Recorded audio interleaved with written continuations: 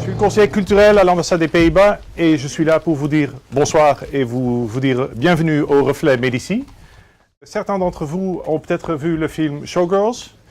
En fait, ça, c'est la version censurée du film que vous allez voir. Donc, vous pouvez vous réjouir d'un film qui est extrêmement néerlandais. J'ai le plaisir d'ailleurs d'introduire les autres qui vont prendre la parole avec moi. 3 personnes en fait. C'est Elsa Charby, c'est la déléguée du Festival de Brive. Et pas par hasard, voilà Elsa.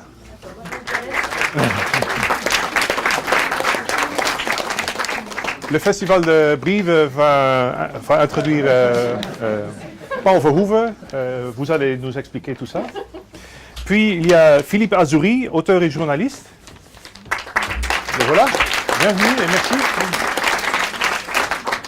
Et finalement, Elie Cisterne, réalisateur, qui est là aussi. Bienvenue. Je passe la parole à notre conférencier,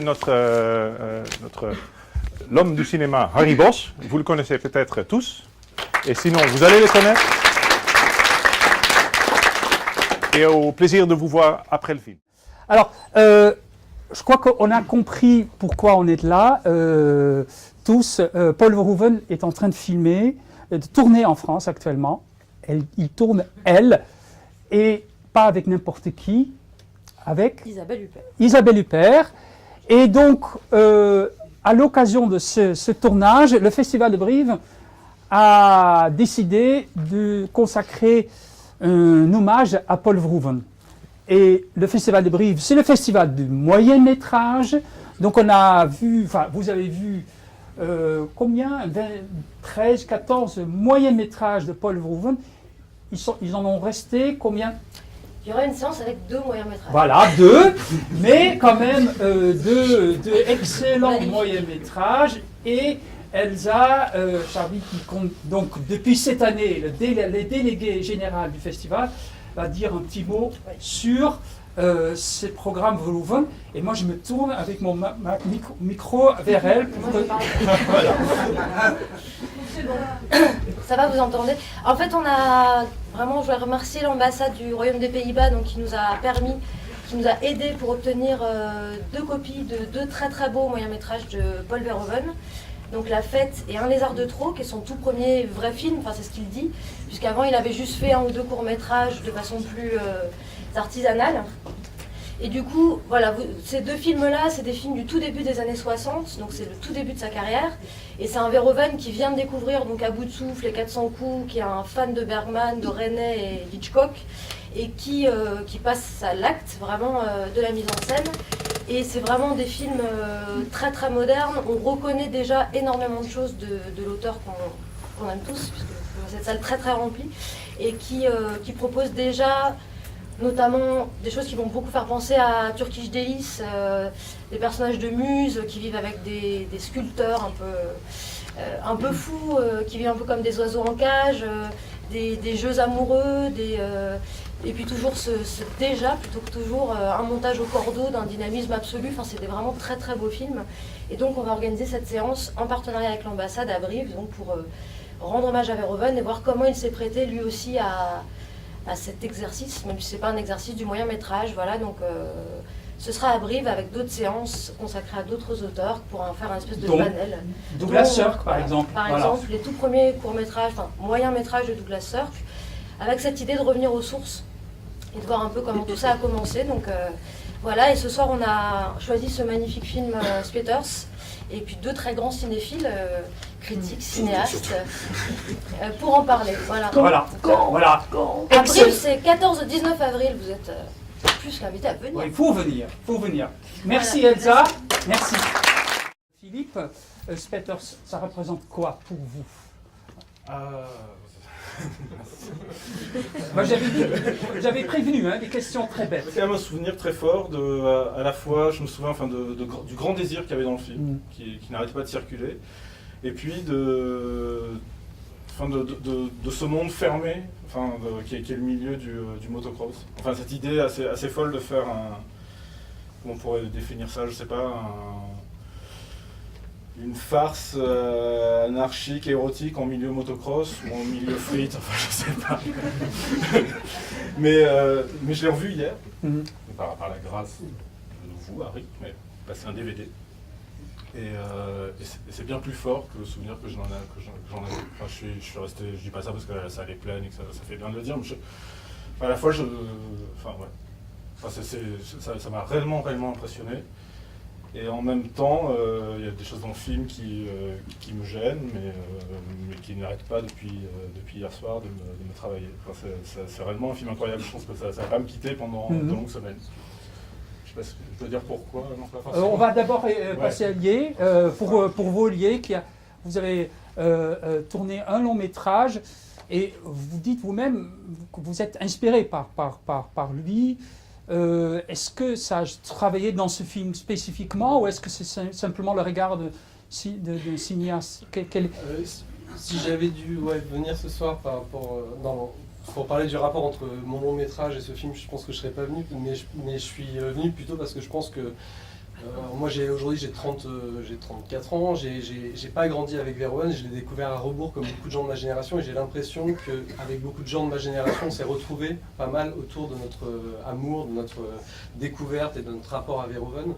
Et en fait, je pense que c'est quelqu'un qui m'a libéré dans mon rapport au cinéma, aussi bien dans ce que, par exemple, pouvait être le regard de la critique ou des autres sur ce que je faisais, et de mon rapport à l'enfermement dans un genre ou dans une attitude ou dans une posture de cinéma. Moi, j'ai découvert le cinéma assez tardivement. Enfin, j'ai découvert le cinéma, je ne sais pas à quel moment. Je sais qu'il y a des séances de cinéma dont je me souviens à une époque où on n'avait que des VHS qui circulaient entre guillemets entre adolescents, collégiens. Et où c'était beaucoup une histoire de transgression. Je sais qu'il y avait des films comme Terminator, qui a eu Crash après, et que Robocop ou des films comme Basic Instinct circulaient comme des objets de convoitise parce qu'il se passait quelque chose dans un cinéma qui était mainstream, qui était un cinéma grand public, et que là il y avait quelque chose qui était entre les jambes de Sharon Stone ou dans le visage d'un robot, et que ça circulait comme ça, et qu'il y avait quelque chose qui dépassait à cet endroit-là, mais qui n'avait pas le nom de Paul Verhoeven à ce moment-là. Et moi j'ai découvert vraiment Paul Verhoeven, je pense comme beaucoup de gens de ma génération, très à rebours. Je me souviens que j'avais 16 ans, que j'étais dans un endroit en vacances avec mes parents où je m'ennuyais à mourir et où j'essayais d'aller à la salle de cinéma qui ne projetait que des films absolument mainstream des Walt Disney, etc. et qui projetait cette semaine-là Starship Troopers, et que le film m'a paru comme une évidence, c'est-à-dire je ne l'ai jamais vécu comme quelque chose qui était... Enfin, plutôt il m'est resté comme un film étrange. J'avais vu un film de science-fiction, un film de guerre, et le film me hantait, comme le disait Philippe. Les films de Verhoeven, c'est des films impurs souvent, et souvent à côté de ce qu'on attend, qui continuent de nous hanter longtemps. Et à ce moment-là, je me suis dit, mais c'est qui ce mec? Et moi, j'étais loin de la réception critique du film, et d'un coup, je suis reparti à rebours. Je me suis dit, mais en fait, c'est le mec qui a fait Basic Instinct, qui a fait ce film, j'ai revu ce film, etc.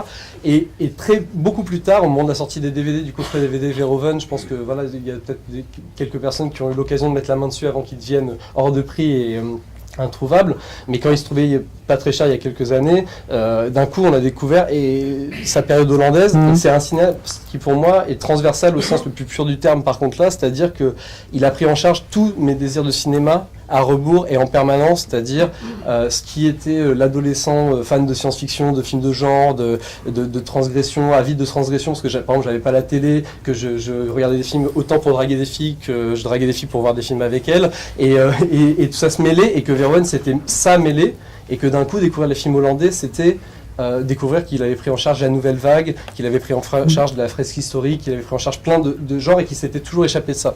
Et moi, mon rapport à Verhoeven, ça a toujours été quelque chose qui n'a jamais pu s'enfermer dans un genre ou dans une attitude, parce que Verhoeven, pour moi, c'était toujours quelqu'un qui échappait et au discours, et à la forme, et surtout à quelque chose qui est pour moi fondamental dans ce qui fait un grand cinéaste, à la complaisance. C'est-à-dire c'est quelqu'un qui c'est quand même sans le montrer. C'est quand même quelqu'un qui, aux Pays-Bas, fait des films considérés à l'époque comme vulgaires et affreusement commerciaux, hein, et aux États-Unis, il fait des films considérés comme vulgaires et affreusement auteurs.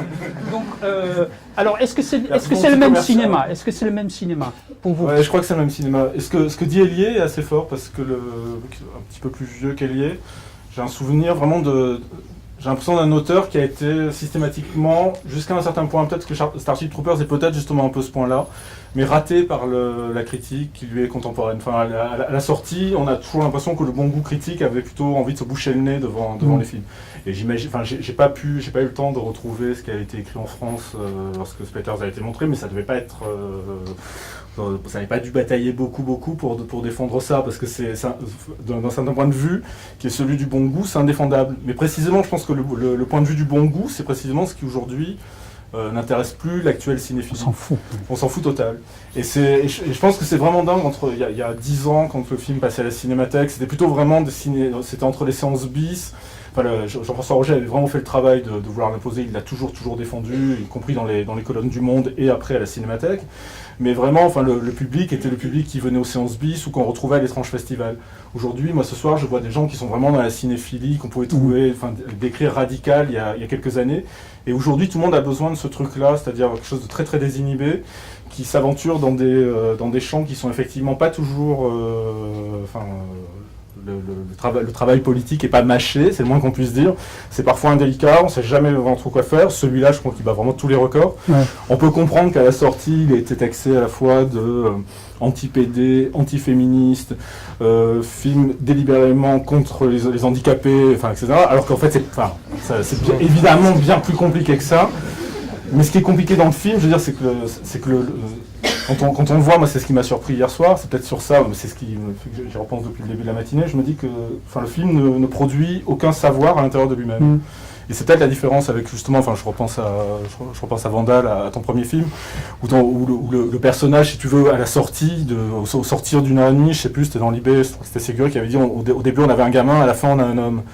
Là, c'est pas pour spolier, mais l'odeur de la friture, elle part jamais. Quoi. On a beau frotter, les pauvres types resteront des pauvres types, et le film ne produit pas de savoir là-dessus. Mais il est filmé à hauteur de ces pauvres types, et ça, c'est assez extraordinaire. C'est un film, il faut dire aussi, le placer dans l'époque, c'est un film justement qui choque le public, même les cinéphiles néerlandais, à la fin des années 70, en 1980, parce que c'est un film de désillusion totale. Ouais, et c'est pas du tout, pour l'époque, c'est totalement neuf, et surtout au cinéma néerlandais.